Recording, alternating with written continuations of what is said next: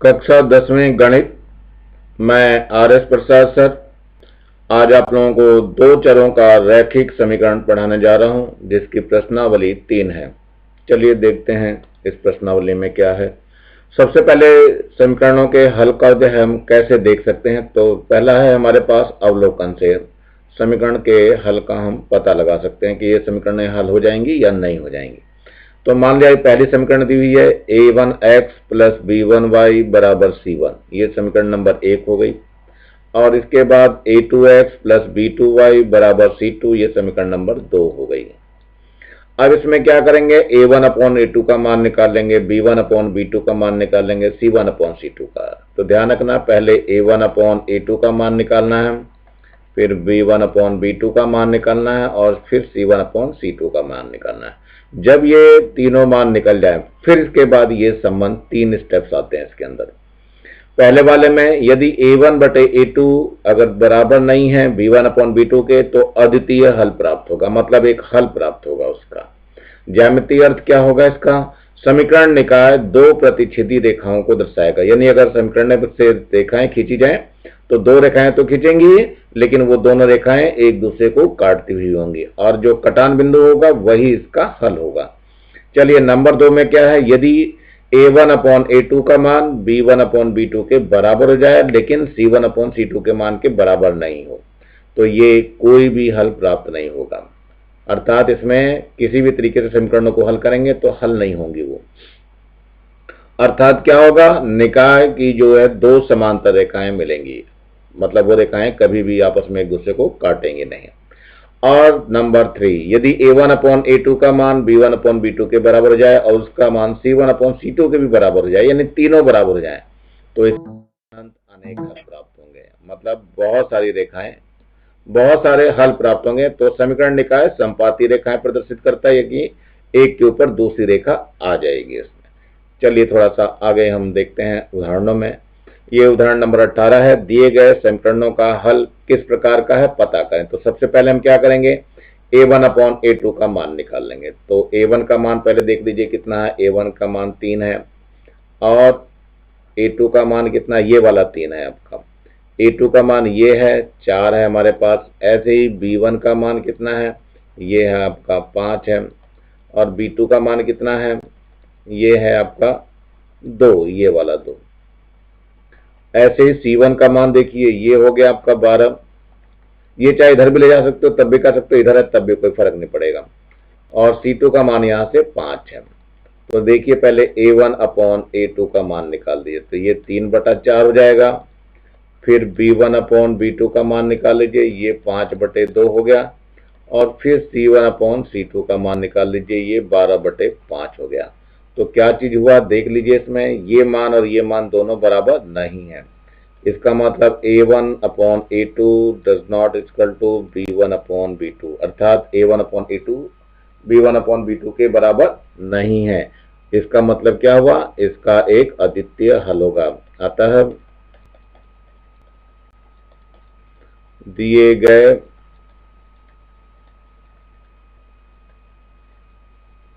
समीकरणों का एक अद्वितीय हल होगा।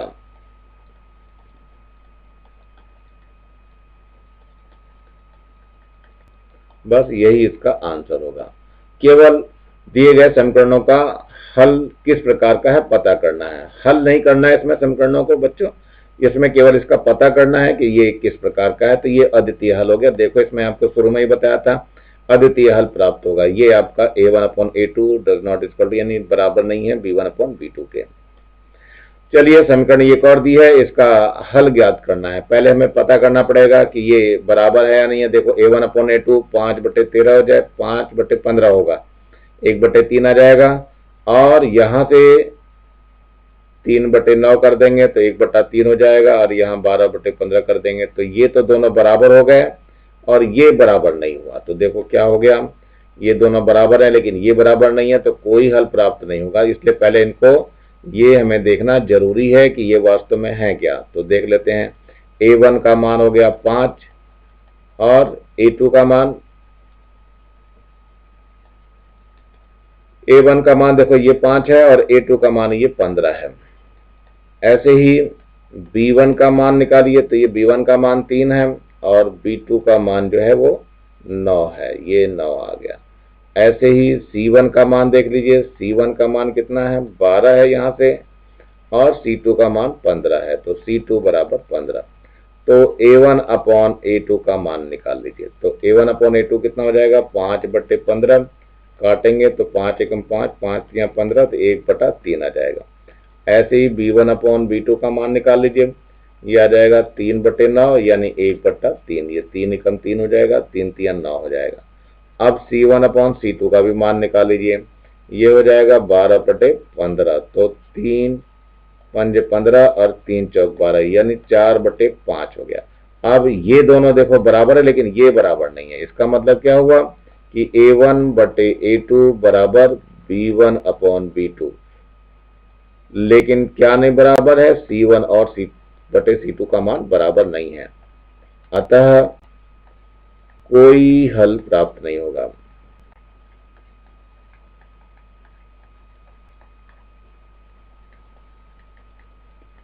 इसका मतलब यह है इन समीकरणों को हल करना बेकार है, कितना भी हल करेंगे ये समीकरणें हल नहीं होंगी। चलिए देखते हैं, उदाहरण नंबर 12 है। इसमें भी इसका हल प्राप्त करना है, तो पहले काम तो हम यही करेंगे कि A1 का मान निकाल लेंगे। A1 का मान 15 है। फिर A2 का मान निकालेंगे, A2 का मान 60 है। फिर B1 का मान निकालेंगे, B1 का मान -3 है। फिर B2 का मान निकालेंगे, इसका मान -12 है। फिर C1 का मान निकालेंगे, ये मान 14 है ये, और फिर C2 का मान निकालेंगे, ये 56 है। चलिए निकालते हैं। A1 अपॉन A2 का मान निकाल लीजिए, तो 15/60 हो जाएगा, 15 एकम 15 और 15 चौक 60 यानी कितना आ गया, 1/4 आ गया। ऐसे ही B1 अपॉन B2 का मान निकाल लेंगे, ये कितना हो जाएगा, -3/-12 है, तो माइनस से माइनस कट जाएगा, 3 एकम 3, 3 चौक 12 यानी ये भी 1/4 हो गया। अब C1 अपॉन C2 का भी मान निकालिए, ये 14 है और ये 56 है, तो कितना होगा, 14 एकम 14, 14 चौक 56 यानी 1/4 प्राप्त हो गया। अब क्या क्या मिला इसमें, यानी A1 अपॉन A2 बराबर B1 अपॉन B2 बराबर C1 अपॉन C2। इसमें हमारे पास तीनों बराबर आ गए। इसका मतलब क्या हुआ, जब भी तीनों बराबर होते हैं तो तीनों का केस भी आप लोगों को पता होना चाहिए क्या होता है।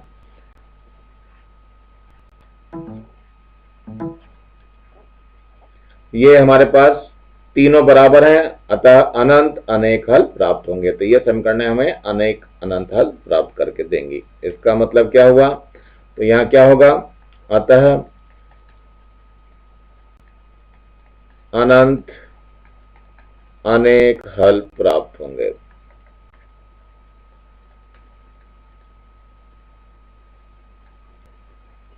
तो ये हमारे पास इसका आंसर हो जाएगा।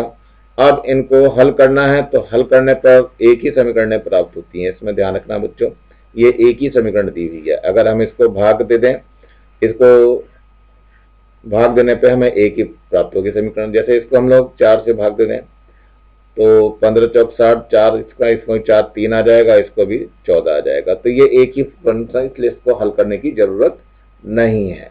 चलिए आगे देखते हैं। ये है उदाहरण नंबर 21।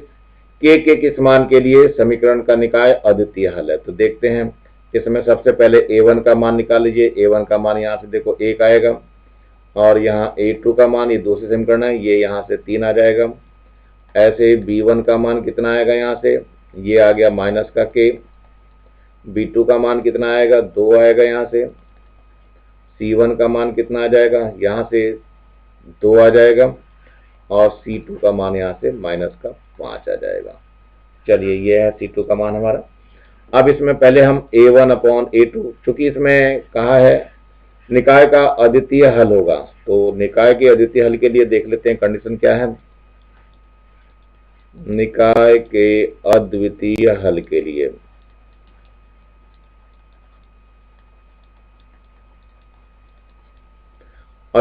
लिए आपको दिखाता हूं, लेके चलता हूं वहीं पे फिर से। अद्वितीय हल के लिए ये रहा अद्वितीय हल। इसके लिए A1 upon A2 does not equal to B1 upon B2, अर्थात ये दोनों बराबर नहीं होंगे। तो चलते हैं, क्या होगा, A1 अपॉन A2 बराबर नहीं है B1 अपॉन B2 के। मान रख दीजिए, A1 का मान 1 है, A2 का मान 3 है, B1 का मान देखो माइनस का K है और B2 का मान 2 है।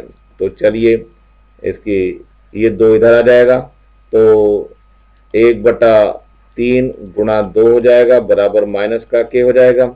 इसलिए K बराबर कितना हो जाएगा, माइनस का 2/3। लेकिन ध्यान रखना ये बराबर नहीं होना चाहिए, और यही हमारे पास आंसर है। इसमें ध्यान रखना बच्चों, ये बराबर नहीं है। K के किस मान के लिए समीकरण का देते हैं, जब K -2/3 के बराबर नहीं होगी। बाकी कुछ भी मान हो जाए सबके लिए सत्य होगी। अब आते हैं हम इसमें उदाहरण नंबर 12। K का मान ज्ञात कीजिए जब दिए गए समीकरण का निकाय का अनंत अनेक हल प्राप्त होंगे। तो इसमें देख लीजिए, पहले A1 का मान, ये A1 का मान है यहाँ पर, तो A1 का मान कितना हो जाएगा, K-3 हो जाएगा। A2 का मान निकाल लीजिए, A2 का मान ये वाला K आएगा। चलिए फिर B1 का मान निकाल लेते हैं, B1 का मान ये आ जाएगा आपका 3। B2 का मान निकाल लेते हैं, B2 का मान ये आ जाएगा K। फिर C1 का मान निकाल लेते हैं, C1 का मान K आ जाएगा।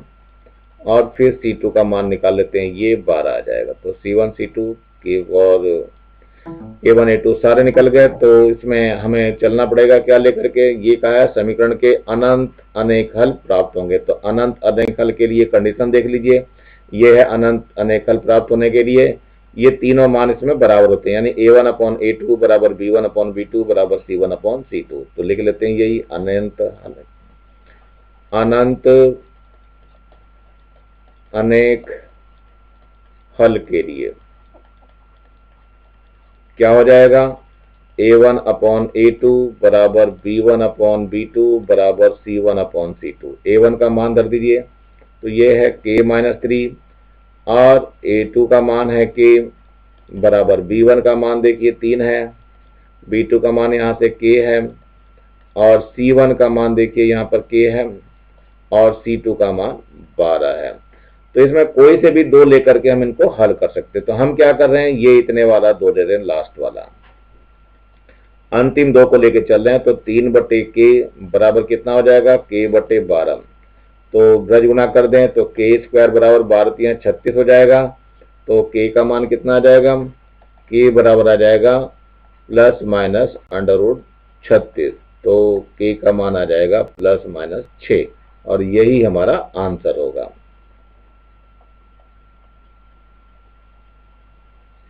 यह है प्रश्नावली 3।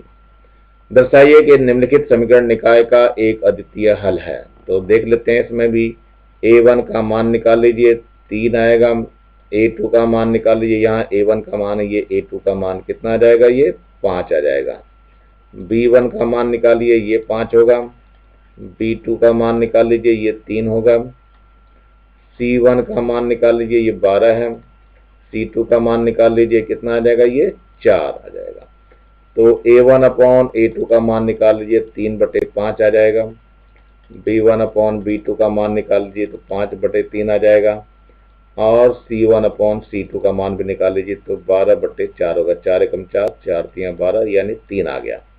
इसका मतलब क्या हुआ, देखो A1 upon A2 does not equal to B1 upon B2। देखो मान इसके ये 3/5 है, ये 5/3, यानी बराबर नहीं है। अतः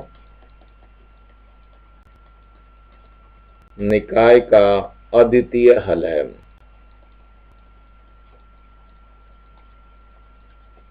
इसका मतलब समीकरणों का एक हल होगा। तो ये हमारा तरीका था इसका।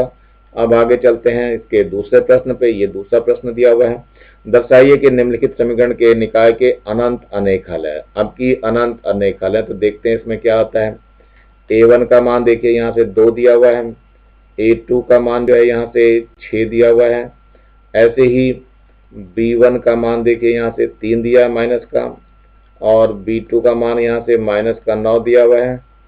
C1 का मान कितना है, 5 दिया हुआ है। C2 का मान जो है 15 दिया हुआ है। तो निकाल लीजिए, इसमें A1 अपॉन A2 का मान निकालेंगे तो 2/6 हो जाएगा। 2 एकम 2, 2 3 6, यानी 1/3 आ जाएगा।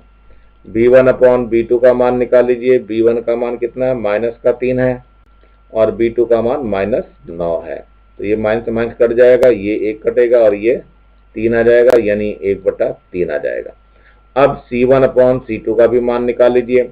ये 5/15 हो जाएगा, तो 5 एकम 5, 5 तियां 15, यानी 1/3 आ गया।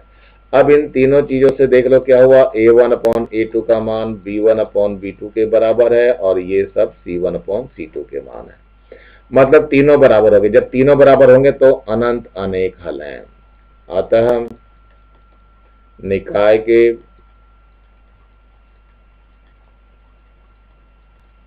अनंत अनेक हल हैं। तो ये हमारा आंसर हो जाएगा, सिद्ध हो गया इसका। चलिए देखते हैं यहाँ पर के किस मान के लिए समीकरणों के निकाय का कोई भी हल ना हो। तो ये निकालने, इसमें 3 समीकरणें दी हुई हैं, तीनों में 3 प्रश्न हैं। ये तीनों का पहले हम पहला पार्ट लेकर के चलते हैं। तो क्या हो जाएगा, ये पहले में जरा ध्यान से देखिए, पहला लिख लेते हैं पहले। तो ये 8x है प्लस का 5y है बराबर 9 है, और यहाँ से kx है प्लस का 10y है और बराबर 15 है। तो इसमें देखिए A1 का मान कितना आ गया, 8 आ गया। A2 का मान देखिए कितना है, k है। ऐसे ही B1 का मान यहाँ पे 5 है और B2 का मान कितना है, 10 है। ऐसे C1 का मान 9 है और C2 का मान 15 है। तो इसमें क्या कहा है इन्होंने, कोई भी हल ना हो उसके लिए पूछा गया है। कोई भी हल ना होने की कंडीशन क्या है, कोई भी हल ना हो उस केस में क्या है कि A1 अपॉन A2 बराबर B1 अपॉन B2 और ये बराबर नहीं है C1 अपॉन C2 के। तो देखते हैं जरा A1 अपॉन A2 कितना है। A1 है हमारे पास 8, A2 का मान कितना है, K है। B1 का मान देखिए 5 है और बटे में B2 का मान 10 है, और ये इसके देखो बराबर नहीं है। देख लीजिए ये बराबर नहीं है किसके, 9/15 के। तो है नहीं बराबर बिल्कुल, इसका मतलब सही है। तो पहले दो को लेके चलना है हमें, पहले दो को। तो क्या हो जाएगा, 8/के बराबर 5/10। तो ये के बराबर कितना हो जाएगा, 10। तो इधर गुणा आ जाएगी, तो 8 गुणा 10 हो जाएगा।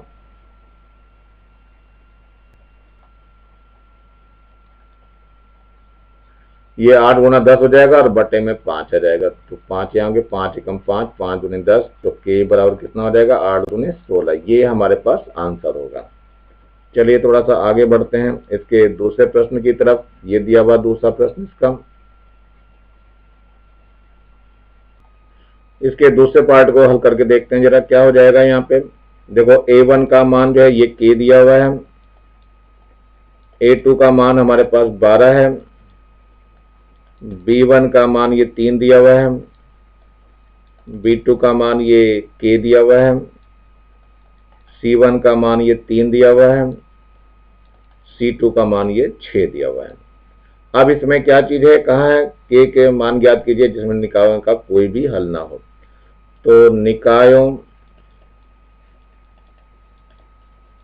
के कोई भी हल ना हो तो उसके लिए कंडीशन होती है A1 अपॉन A2 बराबर B1 अपॉन B2 बराबर क्या है, नहीं है C1 अपॉन C2 के। तो A1 देख लीजिए कितना है, A1 का मान k है दिया हुआ ऊपर, फिर बटे में 12 है। B1 का मान देख लीजिए 3 है और ये k दिया, ये था 3 और ये k। और C1 के मान देख लीजिए 3 है और C2 का मान 6 है। तो चलिए देखते हैं इसको हल करके कितना हो जाएगा। तो पहले तो ये दोनों ले लेते हैं। तो इस केस में देखते हैं क्या आएगा। तो k/12 बराबर 3/k हो जाएगा। तो इसकी ब्रज गुणा कर देते हैं। तो k स्क्वायर बराबर कितना हो जाएगा, 12 तियां 36 हो जाएगा। तो k का मान निकल जाएगा। तो k बराबर कितना हो जाएगा, प्लस माइनस वर्गमूल 36। तो k बराबर हो गया +-6। एक आंसर आ गया। एक और भी आएगा इसका आंसर, तो यहां से ले लेते हैं हम, लास्ट के दोनों ले लेते हैं। तो 3/k बराबर नहीं है 3/6 के। तो इससे k का मान निकालना होता है। तो देखो क्या निकलेगा। तो k बराबर कितना नहीं है, बराबर नहीं होगा, तो ये 6 इधर आ जाएगा। तो 6 गुणा 3 हो जाएगा, बटे में 3 आ जाएगा, तो 3 से 3 कट जाएगा, यानी k का मान 6 के बराबर भी नहीं होना चाहिए। ये भी दोनों ही कंडीशन है इसमें। चलिए अब आगे देखते हैं। यहाँ पे तीसरा पार्ट है इसका। a1 का मान k है और a2 का मान, देखो ये वाला k है और a2 का मान 6 है यहाँ से।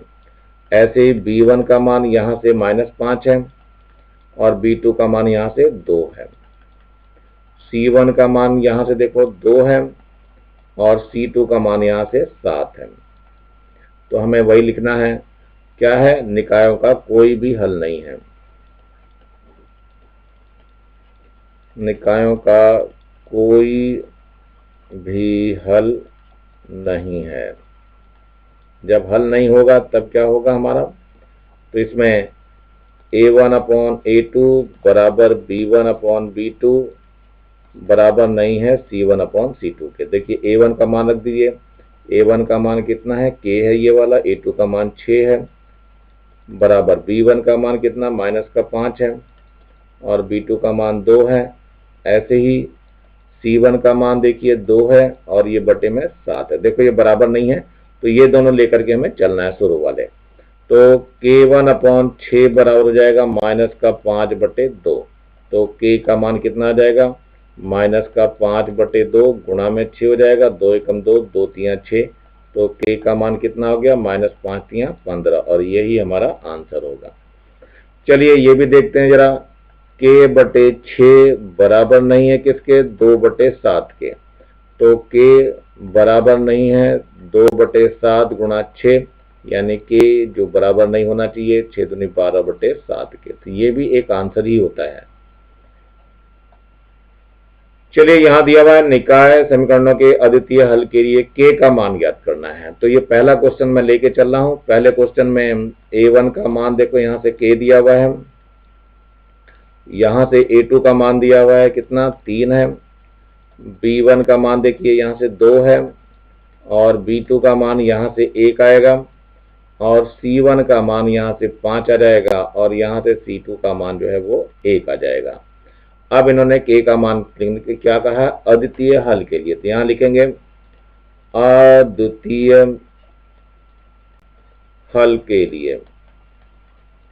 अद्वितीय हल के लिए क्या हो जाएगा, a1/a2 बराबर नहीं है b1/b2 के। चलिए a1 का मान है कितना, k है, ये दिया हुआ है a1 का मान। a2 का मान 3 है, तो यहाँ पे 3 रख दीजिए, बराबर नहीं है b1 का मान देखो 2 है और b2 का मान 1 है। c1 c2 पे हमें कुछ करना ही नहीं है, तो इसको इधर ले आते हैं, ब्रज गुणा कर देते हैं। तो k का मान बराबर नहीं होगा 3 दूनी 6 के, और यही हमारे पास आंसर है। ये चौथे प्रश्न का दूसरा पार्ट है, इसमें देख लेते हैं। इसमें भी वही करना है, निम्नलिखित समीकरण निकायों के एक अद्वितीय हल के लिए k का मान ज्ञात कीजिए। तो a1 का मान देखिए यहाँ से मिल जाएगा 1 है, a2 का मान यहाँ से मिलेगा 3 है, b1 का मान यहाँ से -2 आएगा, b2 का मान यहाँ से आएगा कितना आएगा, k आ जाएगा, c1 का मान ये 3 है और c2 का मान यहाँ पर 1 है। तो अद्वितीय हल के लिए चलते हैं हम। एक अद्वितीय हल के लिए क्या होता है, a1 का मान 1 है। अद्वितीय हल के लिए क्या होता है, सूत्र हमारा, सूत्र लगाना पड़ेगा, a1/a2 बराबर नहीं है b1/b2 के। तो पहले थोड़ा सूत्र को सही कर लेते हैं हम। बराबर नहीं है b1/b2 के लिए, ये कंडीशन है हमारी। तो इसमें a1 का मान हमारे पास 1 है, a2 का मान 3 है और b1 का मान -2 है और b2 का मान k है। देखो यहाँ से इससे k का मान निकालेंगे, तो k बराबर नहीं है किसके, 3 दूनी 6 यानी -6 के, और यही हमारे पास आंसर हो जाएगा। चलते हैं अगले प्रश्न की तरफ। चौथे का ये तीसरा पार्ट है। इसमें भी देखिए a1 का मान k है, a2 का मान जो है वो यहाँ से आएगा 12 है। ऐसे ही b1 का मान देखिए यहाँ से 3 है और b2 का मान ये है आपका k। ऐसे ही c1 का मान जो है आपका k-3 है, ये वाला k-3, तो k-3, और c2 का मान यहाँ से k आ जाएगा। चलिए एक अद्वितीय हल के लिए क्या कंडीशन होती है वो लेते हैं। एक अद्वितीय हल के लिए हमारे पास प्रतिबंध होता है a1/a2 does not equal to b1/b2, मतलब a1/a2 बराबर नहीं है b1/b2 के। a1 का मान रख लेते हैं तो k है, a2 का मान 12 है और ये बराबर नहीं, b1 के मान 3 है और ये b2 का मान k है। तो ब्रज गुना कर दीजिए तो k स्क्वायर बराबर नहीं है किसके, 12 36 के। तो k स्क्वायर से क्या आ जाएगा, k आ जाएगा तो प्लस माइनस √36 हो जाएगा, यानी k बराबर कितना आ जाएगा, ±6, और यही आपका आंसर होगा। चौथे का ये चौथा पार्ट है, देखते हैं इसमें भी a1 का मान कितना है, ये 4 है, a2 का मान ये 4 है, a2 का मान 2 है, b1 का मान देखिए ये -5 है और b2 का मान ये -3 है और c1 का मान यहाँ पर k है और c2 का मान कितना है, 12 है। तो अद्वितीय हल के लिए क्या होगा, यहाँ पे अद्वितीय हल के लिए यहाँ पर एक और लिख लेना। एक अद्वितीय हल के लिए क्या होगा, a1/a2 बराबर नहीं है b1/b2 के। तो देखो a1/a2 कितना है, तो 4/2 है, बराबर नहीं है ये -5/-3 के, जो कि सही है। अतः यहाँ पर k का मान कुछ भी ले सकते हैं। तो यहाँ पर लिखेंगे अतः k के किसी भी मान के लिए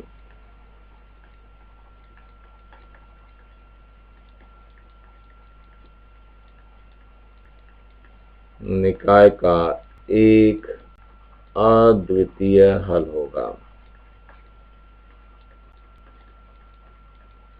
क्योंकि इसमें कहीं k नहीं आया है इसलिए होगा। चलिए अब पांचवा प्रश्न है। पांचवें प्रश्न का पहला पार्ट है। इसमें क्या लिखना है, निम्नलिखित समीकरणों के निकाय के लिए k का मान ज्ञात कीजिए जबकि समीकरण निकायों के अनंत अनेक हल। तो a1 का मान देखिए k-1 है, नहीं a1 का मान ये 2 है, a2 का मान ये k-1 है, ऐसे ही b1 का मान ये 3 है और b2 का मान जो है ये k+2 है। c1 का मान देख लीजिए, c1 का मान यहाँ से 7 आएगा और c2 का मान ये आ गया 3 के। चलिए देखते हैं क्या चीजें हैं, निकाय के अनंत अनेक हल हैं। निकाय के अनंत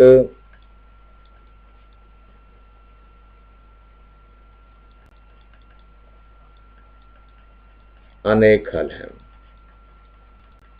इस केस में क्या हो जाएगा, a1/a2 बराबर जो आएगा b1/b2 बराबर हो जाएगा c1/c2। देखिए a1 का मान रख दीजिए तो 2 बटे कितना हो गया, k-1। b1 का मान 3 है और b2 का मान k+2 है। c1 का मान देख दिए 7 है और ये 3k है। इसमें से कोई सा भी 2 हम ले सकते हैं। तो अब आपकी मर्जी है, कोई सा भी 2 लेना चाहो। मैं जो हूँ लास्ट के 2 ले रहा हूँ, ये वाले बहुत इतना। तो ये ले रहा हूँ 3/k+2 बराबर 7/3k। इसकी ब्रज गुणा कर दीजिए तो 3×3 9k हो जाएगा। यहाँ लिख लेते हैं 9k बराबर, इसकी इधर गुणा कर देंगे तो 7 आ जाएगा और k+2 है। इसके अंदर गुणा कर दीजिए तो 9k बराबर कितना हो जाएगा, 7k+14 हो जाएगा। 7k को इधर ले आते हैं तो 9k - 7k बराबर 14। 9 में से 7 गया, 2 बच जाएगा, 2k बराबर 14। तो k बराबर हो जाएगा 14/2, 2 एकम 2, 2 सते 14। तो k का मान कितना आ गया, 7 आ गया और यही हमारा आंसर होगा। चलते हैं आगे, देखते हैं इसके दूसरे वाले प्रश्न को भी हल करते हैं। दूसरे प्रश्न में ध्यान देखिए, यह है दूसरा प्रश्न। a1 का मान k है तो यहाँ पर a1 बराबर k ले लीजिए। ये सेकंड प्रश्न ले रहे हैं हम लोग। a1 का मान k है, पहले इसको उतार लेते हैं, क्वेश्चन को ही उतार लेते हैं। यहाँ पर देखते हैं सारे मान निकाल करके, देखो a1 का मान कितना, सेकंड पार्ट है ये k हो गया और a2 का मान देखो यहाँ से 5 आ गया ऐसे ही b1 का मान यहाँ से 2 आ गया और b2 का मान यहाँ से -3 हो गया, c1 का मान -4 हो गया यहाँ और c2 का मान 6 आ गया, ये वाला 6 हो गया। इसमें अनंत अनेक हल हैं, तो निकाय के अनंत अनेक हल के लिए क्या कंडीशन है? निकाय के अनंत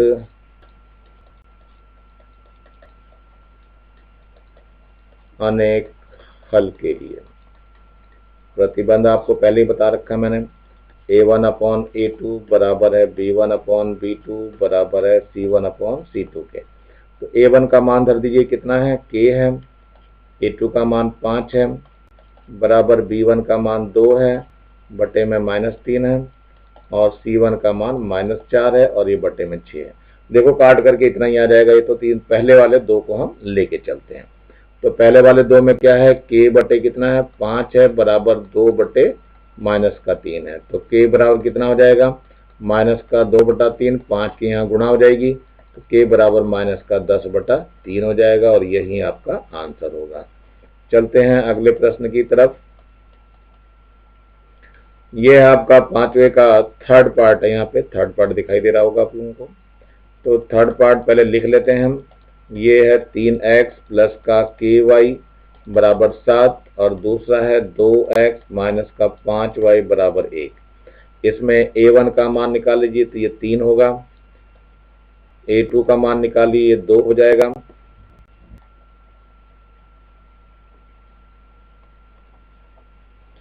ऐसे ही b1 का मान यहाँ से k आ जाएगा, b2 का मान -5 आ जाएगा, c1 का मान देखिए यहाँ से 7 आएगा ये वाला और ये है आपका c2 का मान 1। तो हमें क्या लिखना है, निकाय के अनंत अनेक हल के लिए, निकाय के अनंततः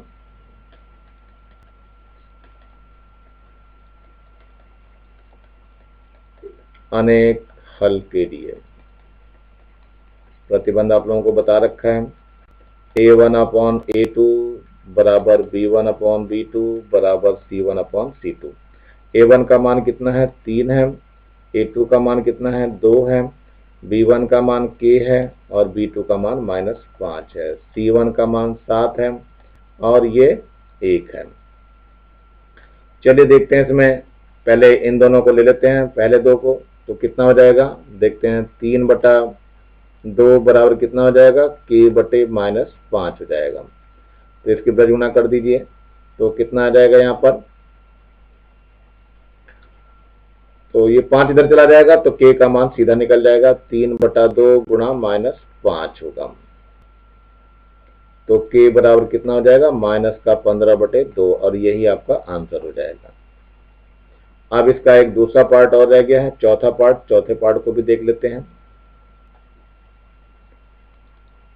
ये चौथा पार्ट है आपका, इसमें a1 का मान जो है k है और a2 का मान है ये आपका 2, ऐसे b1 का मान ये -5 है और b2 का मान ये -3 है, c1 का मान यहाँ से 2 है और c2 का मान कितना है 12 है, ये है 12 आपका। तो इसमें भी अनंत अनेक हल हैं, तो यहाँ लिखना है निकायों के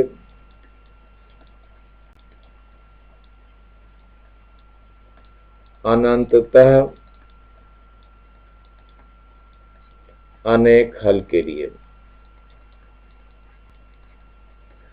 ये हो जाएगा a1/a2 बराबर है b1/b2 बराबर है c1/c2। तो मान रख दीजिए, पहले a1 का मान k है, a2 का मान 2 है, b1 का मान -5 है, b2 का मान -3 है, c1 का मान 2 है और ये बटे में 12 हो जाएगा।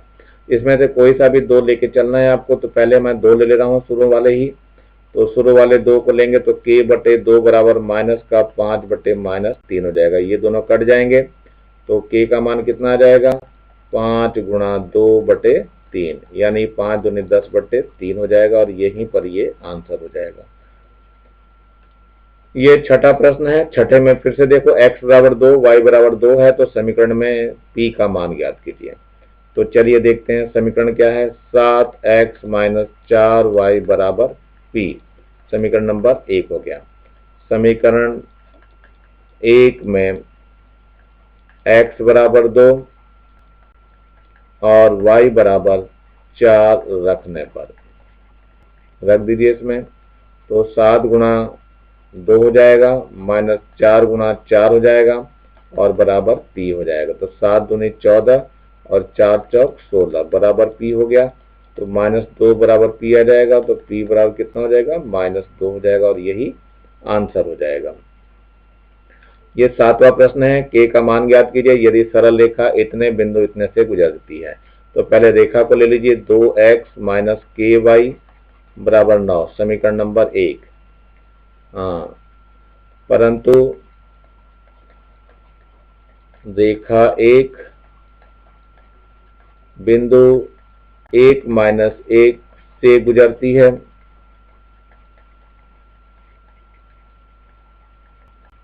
अतः यह बिंदु रेखा 1 को संतुष्ट करेगा। इसका मतलब x की जगह आपको 1 रखना है, तो 2 गुणा 1 हो जाएगा, माइनस k है, y की जगह -1 रखना है, तो गुणा में -1 हो जाएगा और बराबर 9 हो जाएगा। तो 2 माइनस माइनस प्लस का k हो जाएगा बराबर 9। तो k बराबर कितना हो जाएगा? 9 माइनस 2 यानी k बराबर हो गया 7। यही आपका आंसर होगा। अब हम चलते हैं 8वें प्रश्न पे। 8वें में क्या है? जांच कीजिए जो निम्नलिखित समीकरण निकाय का अद्वितीय हल रखता हो या कोई हल नहीं अथवा अनंत अनेक हल रखता है। यदि अद्वितीय हल रखता हो तो चरों के मान ज्ञात कीजिए, मतलब इनको हल भी करना है। तो देखते हैं, ये समीकरण नंबर 1 हो गई और ये समीकरण नंबर 2 हो गई। तो सबसे पहले a1 का मान निकाल दिए। a1 का मान 4 है, यहाँ पे b1 का मान 2 है, सॉरी b1 नहीं है, ये a2 का मान आपका 2 हो जाएगा। यहाँ से b1 का मान देखो ये 7 है और b2 का मान ये 1 है, c1 का मान ये 18 है और c2 का मान ये 4 है। तो सबसे पहले क्या करेंगे, हम a1 अपॉन a2 का मान निकाल देंगे। तो 4/2 हो जाएगा, 2 एकम 2, 2 दूनी 4 यानी 2 आ गया। फिर b1 अपॉन b2 का मान निकाल देंगे तो 7/1 आ जाएगा। जरा ध्यान से देखो, ये दोनों मान बराबर नहीं है। यहाँ पर समीकरण इसको 3 मान लीजिए और ये समीकरण 4 ले लीजिए। ध्यान से देखो, ये दोनों बराबर नहीं है। तो समीकरण 3 व 4 से क्या हो जाएगा?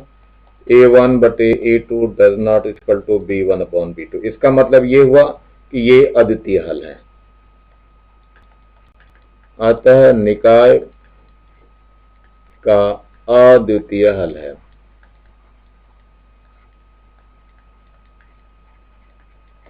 चलिए अद्वितीय हल के लिए अब इन दोनों को हल कर लेते हैं। अगर ये हल नहीं प्राप्त होता तो हम हल नहीं करते। तो समीकरण 2 को 2 से गुणा कर लेते हैं और घटा देते हैं। समीकरण 2 में 2 से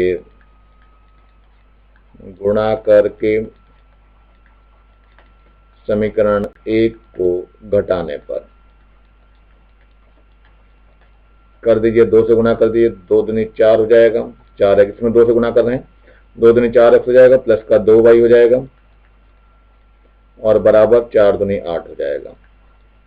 ये ऐसे रखा जाएगा तो 4x हो जाएगा और प्लस का 7y है और बराबर 18 है। अब इन दोनों को घटाना है, तो घटाते समय चिन्ह इसके बदल जाते हैं। ये माइनस हो जाएगा, ये माइनस हो जाएगा, ये भी माइनस हो जाएगा, ये दोनों कट जाएंगे और ये माइनस का 5 बच जाएगा y और यहाँ से बच जाएगा माइनस का 10। तो माइनस माइनस भी कट जाएंगे, तो y बराबर हो जाएगा 10/5, 5 एकम 5, 5 दूनी 10। तो y का मान कितना हो गया? 2। तो y का मान समीकरण 2 में रखने पर, रख किसी में सकते हैं, 2 में रख रहा हूं फिलहाल में। तो 2x है प्लस y का मान 2 आ गया बराबर 4 हो गया। तो 2x बराबर 4 माइनस 2 हो जाएगा, तो x बराबर 2 बचेगा और बटे में 2 और आ जाएगा, 1 हो जाएगा। तो x का मान 1 आ जाएगा। इसका मतलब x का मान 1 आ गया और y का मान 2 आ गया और यही आपका हल हो गया, यही आंसर है।